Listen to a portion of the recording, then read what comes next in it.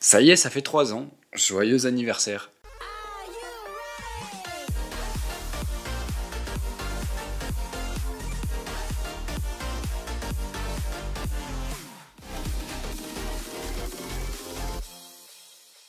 Hello boys and girls and the other, comme je viens tout juste de vous le dire, ça fait 3 ans que j'ai lancé cette chaîne YouTube, et comme depuis le début il y a toujours une petite F1Q dans le courant de l'été, on va donc commencer cette vidéo par la petite rétrospection de l'année 2022-2023, on passera après à la F1Q et je vous donnerai quelques petites informations pour le futur. On lance donc cette vidéo avec la petite rétrospection de cette année. Ah là là, cette année, il y a eu beaucoup d'évolutions, j'ai l'impression de dire ça tous les ans, parce que je sais que j'ai regardé la vidéo de l'année dernière pour savoir un peu ce que j'avais dit, et déjà l'année dernière je disais, wow, l'année était phénoménale, c'était vraiment top, il y a eu plein de nouveaux arrivants, etc. Oui, effectivement, il y a eu des nouveaux arrivants l'année dernière, mais il y en a eu encore plus cette année, notamment sur YouTube. L'année dernière, quand j'ai sorti cette vidéo, on était à 59 abonnés. Au moment où je tourne cette vidéo, on est à 145. On a quasiment fait x3.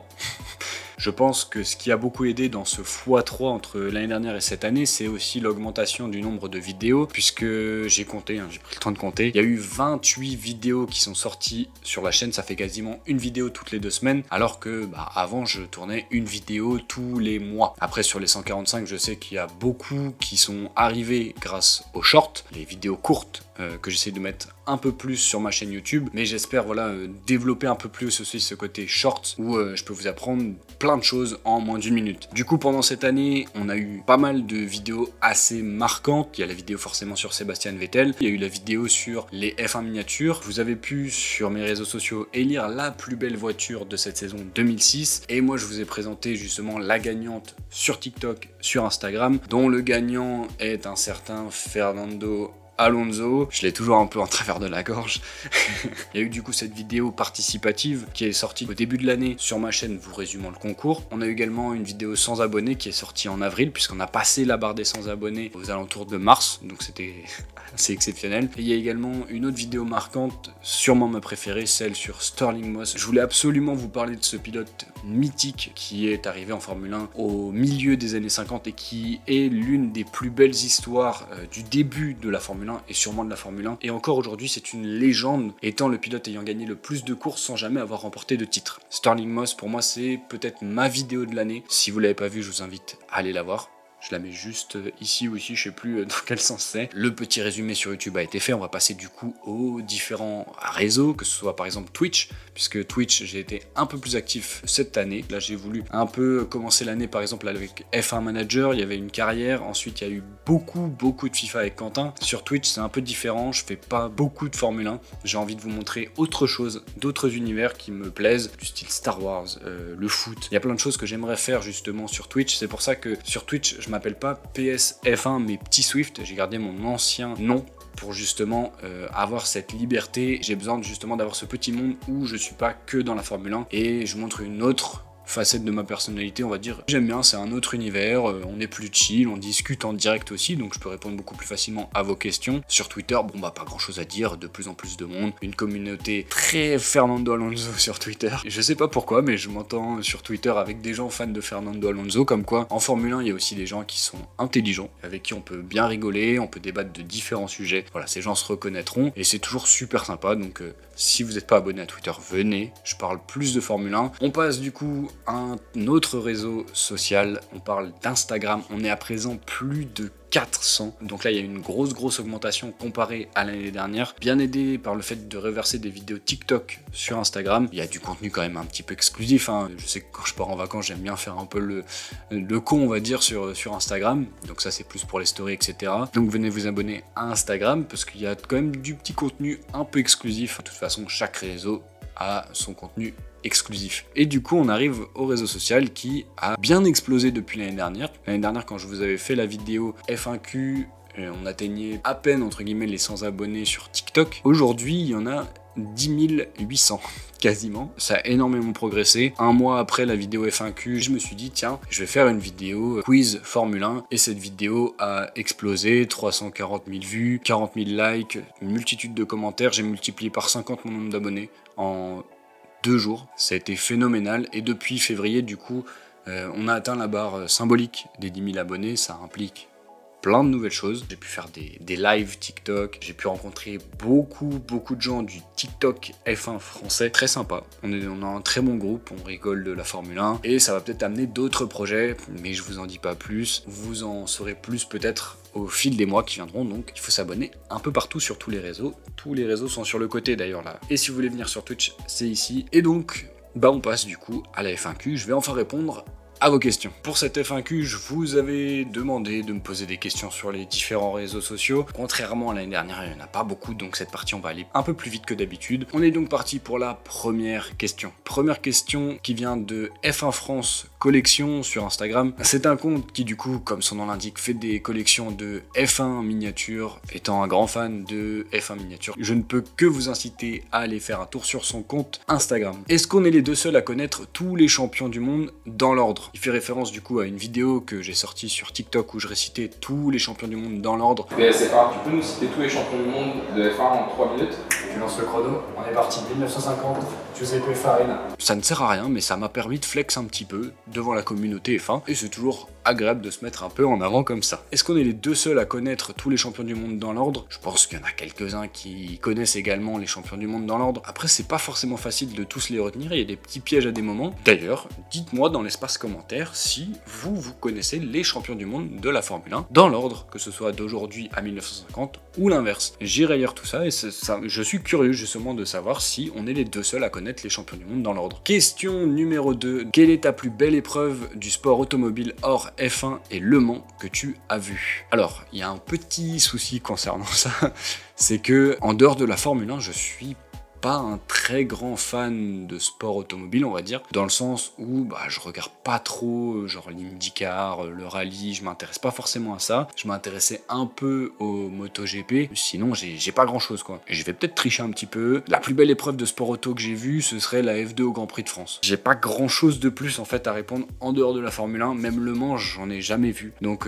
c'est pour ça, je vais répondre la F2 au Grand Prix de France et je sais que c'est un peu de la triche. Question numéro 3. Quel changement de règlement est prévue pour 2026. Alors c'est la question qui m'a pris le plus de temps parce que j'ai dû faire un peu de recherche, mais moi je savais pas forcément, donc je vais vous citer les changements de réglementation. Tout d'abord, donc il y aura du carburant 100% renouvelable pour éviter au maximum les rejets de gaz à effet de serre. On aura des carburants synthétiques, biodérivés de déchets non alimentaires ou même carrément de véritables déchets municipaux. En fait, la F1 ne veut plus aucun carbone fossile dans les carburants afin de limiter au maximum les gaz à effet de serre. Deuxième chose que j'ai trouvé du coup, c'est l'augmentation du déploiement électrique jusqu'à 50%. On a également une augmentation du coup de la puissance de l'ERS pour justement atteindre ce déploiement électrique jusqu'à 50%. On aura pas mal de changements dans le moteur. Il y a des trucs vraiment trop techniques que je peux pas trop vous dire parce que déjà je les ai pas beaucoup compris. Donc je vais pas faire le mec qui vous explique un truc alors qu'il a rien compris et en plus vraiment c'est très compliqué. Je sais qu'il y a une partie haute et basse du moteur et je crois que la partie basse elle sera plus ou moins la même pour toutes les écuries alors que la partie haute ce sera le principal développement du moteur. On aura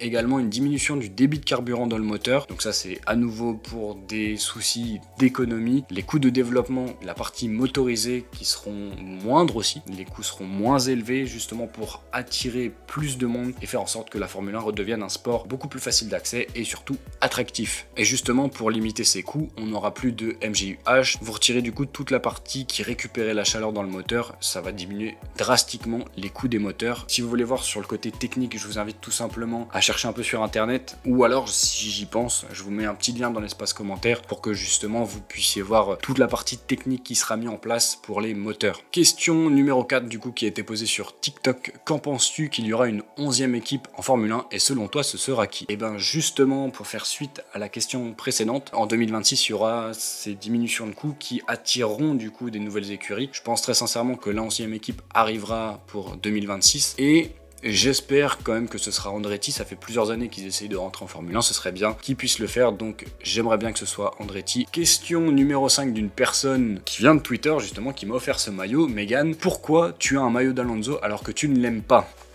C'est vrai, bougez pas.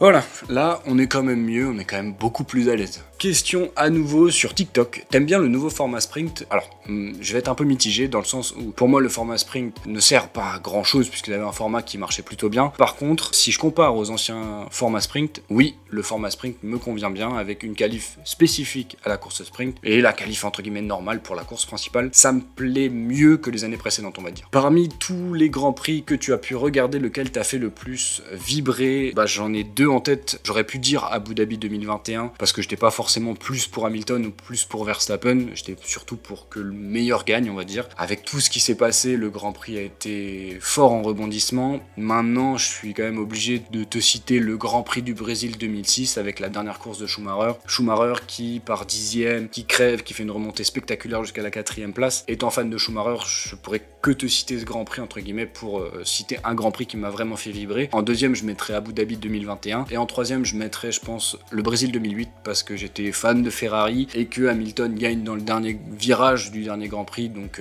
je te mettrai celui-là en troisième. Et enfin, du coup, on arrive à la dernière question. Peux-tu donner le nom de certains pilotes qui, selon toi, auraient dû avoir un meilleur palmarès et nous dire pourquoi? Je te citerai 3 pilotes, forcément je te cite Stirling Moss, qui est pour moi le plus grand pilote n'ayant pas été titré. J'ai fait une vidéo résumant la carrière de Moss, encore une fois, allez la voir si ça vous intéresse. Et je vais en citer 2 autres que j'ai vus personnellement. Je pense que je vais citer Rubens Barrichello, parce que je pense que sa saison 2009 est vachement sous-cotée quand même, et le mec chez Ferrari a été plutôt solide, même s'il a été bridé par Michael Schumacher. Et j'allais dire David Coulthard, mais je suis en train de penser à Mark Webber par rapport à son année 2010. Donc je pense que je vais plutôt dire Mark Webber, puisque il a fait une très grosse carrière avant Red Bull, il était vraiment très bon avant Red Bull, et en 2010, c'est incompréhensible comment lui également il loupe le titre comme Fernando Alonso en fait. Et donc je te mettrais Mark Webber, je pense qu'il aurait dû avoir un bien meilleur palmarès et qu'il a été un peu bridé malheureusement par Vettel et par Red Bull. Ça y est, c'est la fin de la FAQ, il reste plus grand chose, je vais juste vous donner quelques petites informations pour la suite de la chaîne. Déjà, pour commencer, sachez que à la fin de la saison, j'ai pris la décision tout simplement de ne pas continuer les vidéos résumées sur la Formule 1 parce que avec l'augmentation des courses, ça me prend énormément de temps et j'ai un peu envie de revenir au format que je faisais habituellement, les vidéos comme Stirling Moss ou les potentiels vlogs. Je pense que j'ai un peu fait le tour, voilà, des vidéos résumant les Grands Prix. En plus, avec le Grand Prix de Hongrie qu'on a vu aujourd'hui, pas très passionnant, bah ça rejoint un peu les courses qu'on voit depuis peut-être 1 an et demi, et donc bah c'est assez répétitif, on va dire, entre les vidéos. Si c'est pour dire bon bah tel pilote a attaqué tel pilote pour la P9 ou tel tour on a un arrêt au stand machin, peut-être. Non, c'est pas très intéressant. Au moins pour l'année prochaine, il n'y aura pas de résumé de Grand Prix. Là, je vais aller jusqu'à la fin de la saison 2023, mais pour la saison 2024, on arrête les résumés de Grand Prix, parce qu'en plus, bon, j'aurai besoin de beaucoup de temps, il y a potentiellement des projets qui pourraient arriver, je vous en dis pas plus, et on reviendra sur des vidéos histoire comme je faisais à l'époque. On va reprendre le rythme d'une grosse vidéo par mois, et je vais essayer de vous faire des petites vidéos également, histoire d'avoir 2 vidéos par mois et ces vidéos entrecoupées de shorts qui permettront de combler les trous entre les 2 vidéos. En fait, j'avais eu cette idée de résumé de Grand Prix après la saison 2021 parce que c'était une saison exceptionnelle. Début saison 2022, ça restait intéressant parce qu'on avait le fight entre Ferrari et Red Bull, mais en 2023, bah, y a pas grand chose à dire, quoi. J'ai quand même envie de garder un bon rythme de vidéos, donc je vais récupérer le rythme d'une grosse vidéo par mois et essayer également de combler avec une petite vidéo, voire 2 si jamais j'arrive à le faire, et ça me permettra également de faire d'autres choses, notamment du Twitch, des vidéos plus travaillées sur TikTok. J'ai envie de revenir à de la qualité plus qu'à de la quantité, et surtout de reparler d'histoire parce que c'est ce qui m'intéresse le plus dans la Formule 1. Voilà, j'espère que vous comprendrez cette décision. En tout cas, si vous voulez voir d'autres vidéos histoire, bah, n'hésitez pas à venir faire un tour sur TikTok. Actuellement, il y a un concept qui s'appelle le livre de la Formule 1 et tous les vendredis, je raconte une saison de la Formule 1, histoire de faire chapitre par chapitre. Donc il y a beaucoup encore de choses à raconter. Je le ferai peut-être pas sur YouTube parce que ça prend du temps, mais ça reste toujours intéressant. Voilà, on arrive donc à la fin de cette 3e vidéo news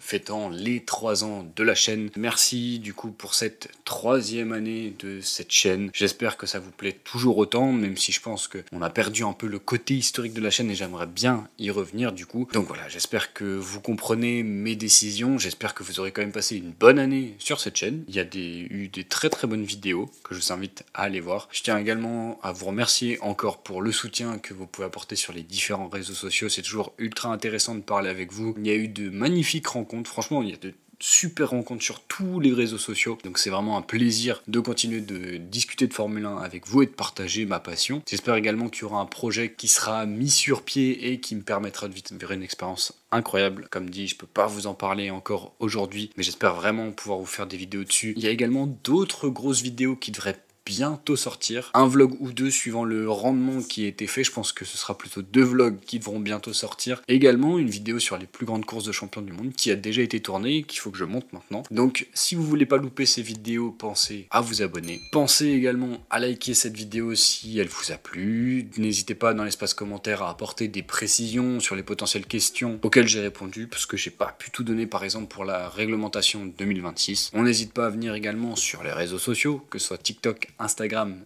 et Twitter. Et on va clôturer cette vidéo comme depuis 1 ou 2 ans. À droite et à gauche, vous trouverez d'autres vidéos à voir ou à revoir. Et moi je vous dis au revoir et à la prochaine.